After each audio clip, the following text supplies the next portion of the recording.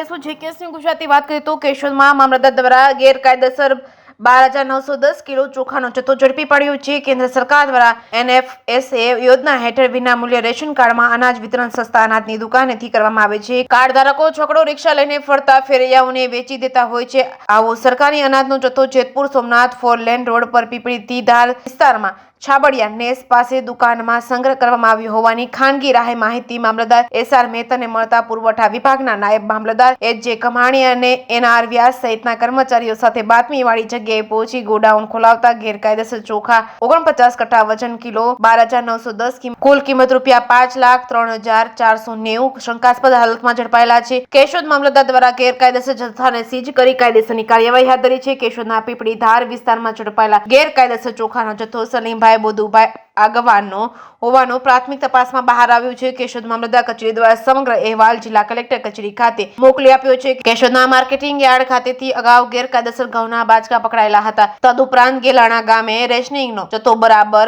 વગે થતો video social મીડિયામાં viral થયો હતો। નક્કર કાર્યવાહી હાથ ધરવામાં આવતી ન હોય અને દૂષણકર કરી ગયું હોય।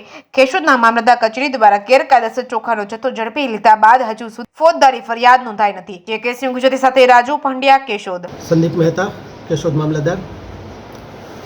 અમને બાતમી મળેલી કે વેરાવળ જૂનાગઢ હાઈવે ઉપર પીપળીધાર નામે ઓળખાતી જગ્યાની બાજુમાં આવેલી દુકાનમાં અનાજનો શંકાસ્પદ જથ્થો ગેરકાયદેસર રીતે સંગ્રહ કરી અને રાખવામાં આવેલ છે। જે બાતમીના આધારે તુરંત જ અમે અમારી ટીમ સાથે સ્થળ ઉપર પહોંચી અને તપાસ કરી અને ત્યાં સલીમ અગવાન નામના શખ્સના કબજા હેઠળની દુકાનમાં ચોખાનો જથ્થો મળી આવેલ છે। જે 249 બાચકા ત્યાં હતા। એનો વજન કરાવતા કુલ 12,910 કિલો ચોખાનો જથ્થો મળી આવેલ છે।